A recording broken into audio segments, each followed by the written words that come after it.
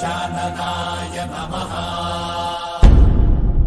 ॐ लंबोदराय नमः। भारत के युवाओं ने बनाए 100 से ज्यादा यूनिकॉर्न और 1 लाख से ज्यादा स्टार्टअप।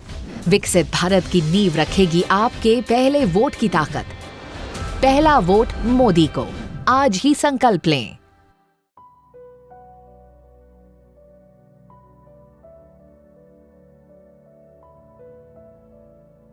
जैसा कि आप जानते हैं, अभी 2024 के चुनाव का शंखनाद हो चुका है।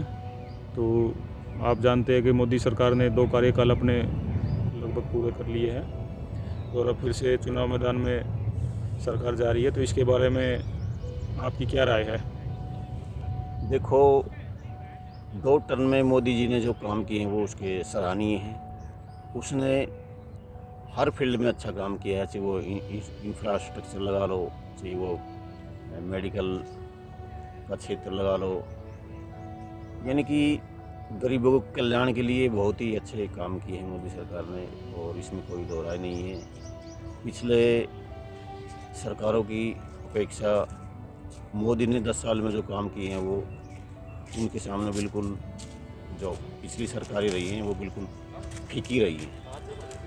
और मैं तो ये कहता हूँ कि पिछले हमने जब देखा है, ये लगभग जब से हमारा देश आज़ाद हुआ है सन 1947 के बाद में ज़्यादातर सरकारें कांग्रेस सरकारी रही हैं, तो जिन्होंने इस देश के अंदर कोई अच्छा काम नहीं किया है। इन्होंने बस सिर्फ अपने जो सहयोगी दलों के साथ में मिलकर लूटपाट की है, ठीक है। और दूसरा, इन्होंने जो देश के अंदर कार्य होने चाहिए, जो विकास के लिए कार्य होने चाहिए, तो वो कार्य इन्होंने किए ही नहीं। तो 70 सालों में इन्होंने सिर्फ लूट के सिवा कुछ नहीं किया है। और मैं तो यही कहना चाहूँगी, 10 साल में जो मोदी सरकार ने काम किए हैं वो उनके 70 साल के जो कार्य हैं वो के आगे फीके हैं, कुछ भी नहीं है। तो मैं तो यही कहूँगा कि मोदी सरकार ने हर फील्ड में चारों तरफ, हर दिशा में, यानी कि सबके लिए सोचा है और अच्छा काम किया है। चल निकलते हैं यार, नहीं तो अटक जाएंगे इस भूल भुलैया में। डर मत, जंगल है, एग्जाम नहीं। आजा आजा, ओए आजा।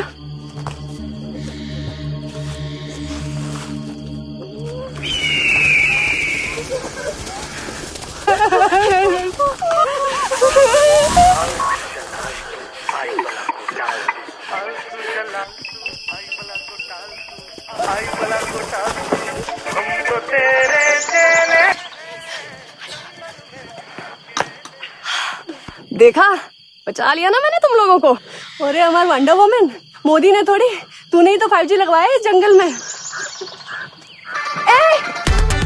कनेक्टेड रहना है इंडिया को, इसीलिए पहला वोट मोदी को। भारत के युवाओं को मिली 390 नई यूनिवर्सिटी, 7 नए IIT और 7 नए IIM। आपके पहले वोट की ताकत से आधुनिक शिक्षा को मिलेगा दम। पहला वोट मोदी को। आज ही संकल्प लें।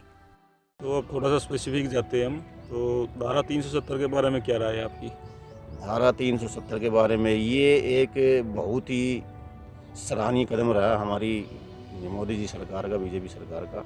ये होना ही चाहिए था, क्योंकि ये एक टुकड़ा ही अलग किया हुआ था इन्होंने, और इसके ऊपर बहुत ही सालों से ये राजनीति करते आ रहे थे। और वहाँ का इन्होंने एक माहौल ही बहुत ही ख़राब और गंदा किया हुआ था, जिससे टेररिज्म बढ़ा। तो ये जो 370 हटी है, इससे ये समझो कि ये एक देश का एक अभिन्न अंग बन चुका है अब, और ये बहुत ही अच्छा बीजेपी और मोदी सरकार ने काम किया है। मोदी जरूरी है क्योंकि 80 करोड़ से ज्यादा लोगों को मिला मुफ्त राशन का उपहार। 2029 तक मिलता रहेगा लगातार। विकसित भारत का संकल्प लें इस बार, फिर एक बार मोदी सरकार। आज ही संकल्प लें। मोदी जरूरी है क्योंकि 6 करोड़ से ज्यादा गरीबों को मिला मुफ्त उपचार। अब हर जिले में मेडिकल कॉलेज का सपना करना है साकार। विकसित भारत का संकल्प लें इस बार, फिर एक बार मोदी सरकार। आज ही संकल्प लें। और राम मंदिर के बारे में आपकी क्या राय है? राम मंदिर एक बहुत बड़ा मुद्दा था इस देश के लिए।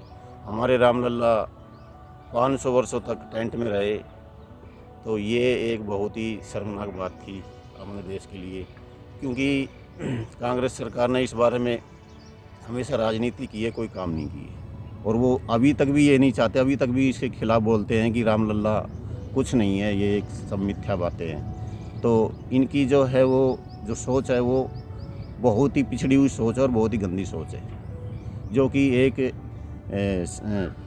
हिंदुओं के लिए, हिंदुओं के पक्ष में अच्छी बात नहीं है और कभी रह भी नहीं सकती। इनके जो है, इनके जो विचार हैं, जो इनके व्यूज़ हैं, जो उसके अनुसार।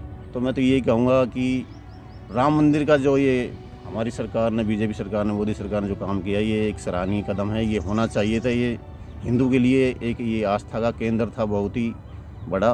तो ये जो काम हुआ बहुत ही अच्छा काम किया ये। મોદી સરકારની ગેરંટી મહિલાઓ માટે ધુમાડા મુક્ત રસોડું, ગુજરાતમાં 38 લાખ ઉજ્જવલા ગેસ કનેક્શન, આપણો સંકલ્પ વિકસિત ભારત।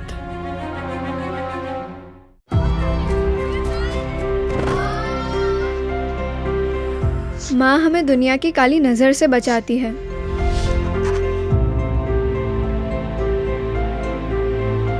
माँ हमारे सपने सजाती है। माँ हमें पढ़ाती है, बढ़ाती है। माँ हमें पैरों पर खड़ा करती है। माँ हमारे लिए कितना स्ट्रगल करती है। माँ हम सबको मजबूत बनाती है, लेकिन माँ को मजबूत कौन बनाता है? मोदी जी। किसी को नल देकर, किसी को गैस, किसी को टॉयलेट देकर, किसी को बिजली, किसी को लोन देकर, तो किसी को डिजिटल बनाकर। मेरी माँ मजबूत तो भारत माँ मजबूत, ये मोदी सरकार की गारंटी है। Thank you Modi ji. हमारे इन प्रयासों को कुछ लोग चुनावी चश्मे से देखने की कोशिश करते हैं। हमारे लिए ये विकास कार्य सरकार बनाने के लिए नहीं, ये विकास कार्य सिर्फ और सिर्फ देश बनाने का मिशन है। पहले की पीढ़ियों ने जो कुछ भुगता वो हमारे नौजवानों और उनके बच्चों को नहीं भुगतना पड़ेगा, और ये मोदी की गारंटी है। डिजिटल इंडिया के बारे में आपकी क्या राय है? डिजिटल इंडिया आज का युग का बहुत ही, ये लगा लो कि बहुत ही ज़रूरी है, क्योंकि इसके बिना देश का विकास नहीं है। डिजिटल फील्ड में जो उन्नति हुई है मोदी सरकार में 10 सालों में, वो एक बहुत ही सराहनीय कदम रहा है। इन कांग्रेसियों ने इस क्षेत्र को भी बहुत पिछड़ा कर दिया था, वो वंचित रखना चाहते थे, क्योंकि पहले जो डाटा होता था, जो यूज़ करते थे, वो बहुत ही महंगा था। लगभग 250 रुपये पर जीबी के हिसाब से वो लगभग उस टाइम पड़ता था, और अब देख लो 10 या 12 रुपये पर जीबी के हिसाब से डाटा मिलता है। जो कि डिजिटल इंडिया जो है बना है, जो अपना इंडिया, वो डिजिटल क्षेत्र में जो क्रांति आई है वो इसी से आई है। यानी कि हर तरफ, चारों तरफ डिजिटल क्रांति आने से देश उन्नति की तरफ अग्रसर हो रहा है। बीजेपी की नाम नहीं, आज के डेट पे एक ही शेर है, तो सिर्फ मोदी, और मोदी ही पूरा हिला के रखा है। राहुल गांधी तो पप्पू है, वो क्या करेगा? पप्पू देश के लिए कुछ नहीं कर सकता। जो मोदी जी ने अपने राज में करा है वो आज तक किसी ने ना किया है, ना कोई कर पाएगा।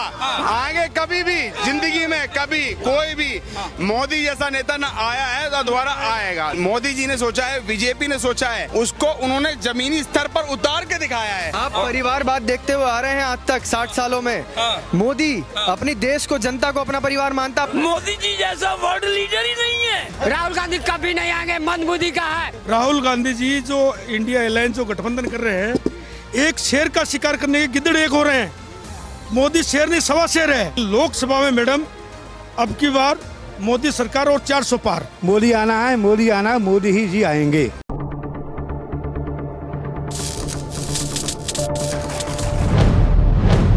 भैया जितने पैसों में मोदी जी ने करोड़ों आवास बना दिए, उससे कहीं ज्यादा पैसे तो कांग्रेसी अपने घर ले गए। मैंने सोचा बता दूं आपको, ये तो अंग्रेजों से भी ज्यादा लूट के ले गए। मैंने सोचा याद दिला दूं आपको।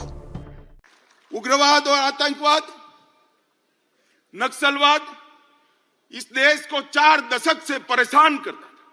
मोदी जी के 14 से 24 के कार्यकाल में उग्रवाद और आतंकवाद और नक्सलवाद अपनी अंतिम सांसें गिन रहा है।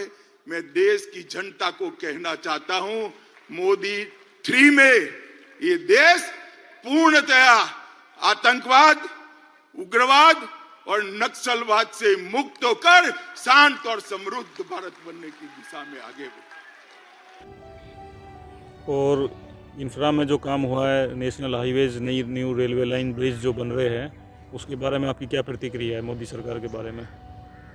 ये देश के लिए बहुत ही ज़रूरी है। इंफ्रास्ट्रक्चर इस देश की उन्नति के लिए बहुत ही आवश्यक है। इस मामले में भी कांग्रेस ने कुछ नहीं किया। हमेशा ही ये देश को गरीबी की तरफ धकेलते रहे हैं और इनकी वो इच्छा ही नहीं रही काम करने की। इंफ्रास्ट्रक्चर में जो काम 10 सालों में, पिछले 10 सालों में हुआ है, मोदी जी सरकार ने किया है और अपनी बीजेपी सरकार ने किया है।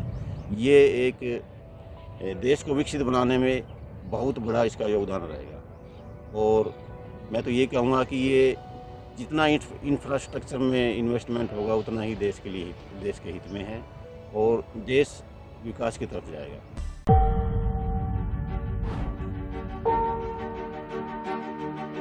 जो कहा वो किया सीरीज के आज के एपिसोड में हम देखेंगे कि कैसे मोदी सरकार ने Delhi Meerut rapid rail corridor के वादे को पूरा किया है। 8 मार्च 2019 को प्रधानमंत्री मोदी जी ने दिल्ली मेरठ RRTS कॉरिडोर का शिलान्यास किया।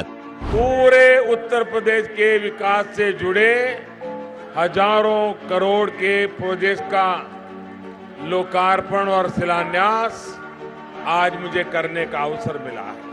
वहीं 20 अक्टूबर 2023 को इस रैपिड रेल कॉरिडोर का लोकार्पण भी प्रधानमंत्री मोदी जी ने ही किया।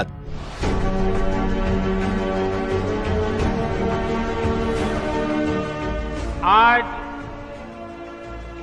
भारत की पहली रैपिड रेल सेवा नमो भारत ट्रेन राष्ट्र को समर्पित हो रही है, आरंभ हुई है। ये Delhi Meerut rapid rail corridor Modi सरकार में भारत के विकास की तीव्र गति को दर्शाता है। ये रेल कॉरिडोर 30,000 करोड़ रुपए से अधिक की लागत से विकसित किया जा रहा है, जिससे साहिबाबाद से मोदीनगर नॉर्थ तक के 34 किलोमीटर लंबे हिस्से को शुरू किया गया है। 82 किलोमीटर की कुल लंबाई वाला ये रैपिड रेल कॉरिडोर 2025 तक बनकर तैयार हो जाएगा, जिसके बाद दिल्ली से मेरठ का सफर महज 55 मिनट में पूरा हो जाएगा।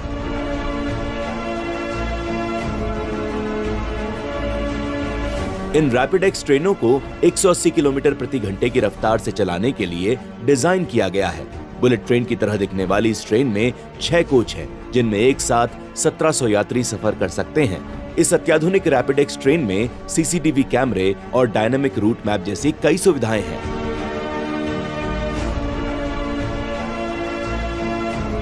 जिसका शिलान्यास हम करते हैं, उसका उद्घाटन भी हम ही करते हैं। अच्छी सड़कें और तेज रफ्तार यातायात किसी भी देश के विकास का आधार होती हैं। बीते 10 सालों में मोदी सरकार ने यातायात कनेक्टिविटी के क्षेत्र में अभूतपूर्व कार्य किए हैं। वहीं अब Delhi Meerut rapid rail corridor Bharat के इंफ्रास्ट्रक्चर डेवलपमेंट में एक नए मील का पत्थर साबित होगी।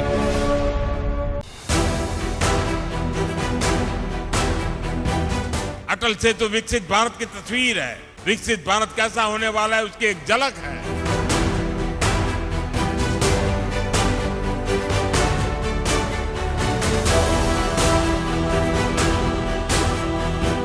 अटल सेतु भारत की उस आकांक्षा का उदयघोष है जिसका आह्वान साल 2014 में पूरे देश ने किया था।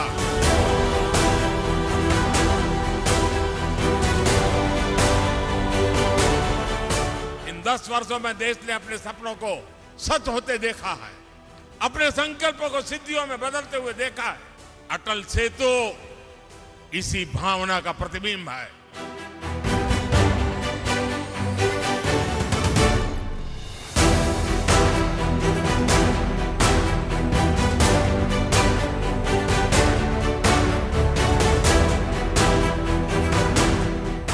आज जो कोई अटल सेतु को देख रहा है वो गौरव से भर उठता है। इसमें जितनी वायर लगी है उससे पूरी पृथ्वी के 2 चक्कर लग सकते हैं।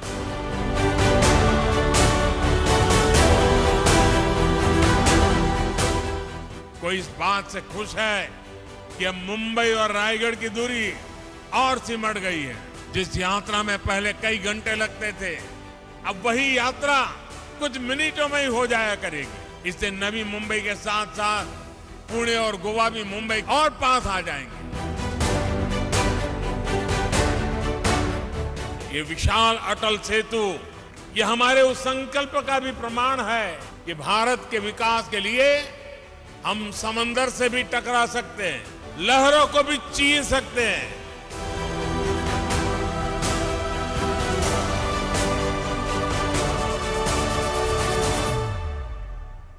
आधुनिक भारत का आधुनिक एक्सप्रेसवे।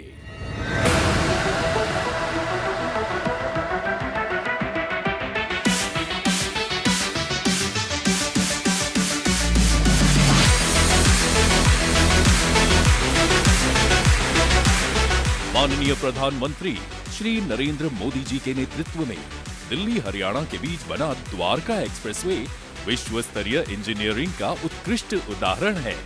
5,269 करोड़ रुपए की लागत से 14 लेन वाले 29 किलोमीटर लंबे इस एक्सप्रेसवे की लेन की लंबाई जोड़ें तो ये 563 किलोमीटर हो जाता है। ये देश का पहला एलिवेटेड एक्सप्रेसवे है जो सिंगल पियर पर बना है। इसमें देश की पहली 3.6 किलोमीटर लंबी 8 लेन चौड़ी अर्बन टनल भी शामिल है। इसमें भारत का पहला 4 स्तरीय इंटरचेंज 2 जगहों और 3 स्तरीय इंटरचेंज 9 जगहों पर है। साथ ही प्रमुख इंटरचेंज एलिवेटेड सर्विस रोड से जुड़े हैं। द्वारका एक्सप्रेसवे एक ऐसा शहरी एक्सप्रेसवे है जिसकी सर्विस लेन पर ही एंट्री पॉइंट का निर्माण किया गया है, जिससे ट्रैफिक कंजेशन नहीं होगा। 8 लेन वाले इस एलिवेटेड एक्सप्रेसवे के दोनों तरफ 3 लेन सर्विस रोड भी हैं।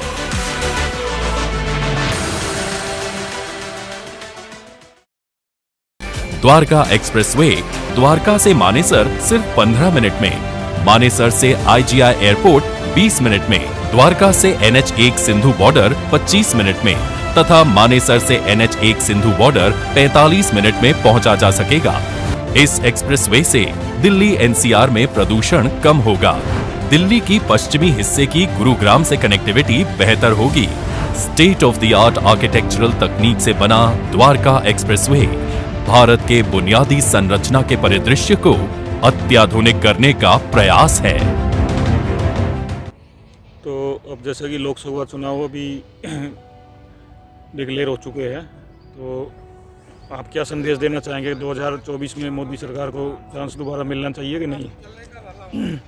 क्यों नहीं मिलना चाहिए? बीजेपी सरकार है, मोदी तो काम कर ही रहे हैं, चाहू और काम कर रहे हैं और बहुत ही अच्छे काम कर रहे हैं। इस देश को 2047 तक विकसित राष्ट्र बनाने का लक्ष्य रखा हुआ है। ये एक बहुत ही सराहनीय कदम है जो कि हम कभी सोच भी नहीं सकते थे। और ये तो क्या है, अभी तो ये तो ट्रेलर है जो 10 साल का जो काम किया है। अभी तो मोदी सरकार, अभी तो बहुत कुछ करना है। अभी मोदी जी ने एक 2047 तक की, अगले 25 सालों की एक पूरी जो है प्लानिंग बनाई हुई है, जिससे कि इसमें ये विकसित राष्ट्र की तरफ अग्रसर होगा अपना देश। और ये एक बहुत ही सराहनीय कदम है मोदी सरकार का और अपनी बीजेपी सरकार का। ये तो होना ही चाहिए। मिशन गगनयान और मिशन चंद्रयान से भारत ने अंतरिक्ष में बनाया दबदबा। आपके पहले वोट की ताकत से स्पेस साइंस में बढ़ेगा भारत का रुतबा। पहला वोट मोदी को। आज ही संकल्प लें। भारत हुआ बुलंद, किया G20 का सफल आयोजन और अंतर्राष्ट्रीय मंचों पर रखा अपना पक्ष। आपके पहले वोट की ताकत से पूरा होगा भारत के विश्व गुरु बनने का लक्ष्य। पहला वोट मोदी को। आज ही संकल्प लें। इंडी अलायंस ने अपनी घोषणा पत्र जाहिर किया और उन्होंने कहा है कि उनकी लड़ाई शक्ति के खिलाफ है।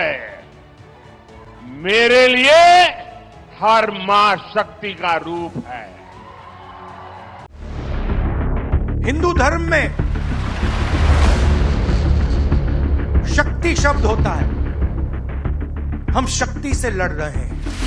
मैं भारत मां का पुजारी हूं।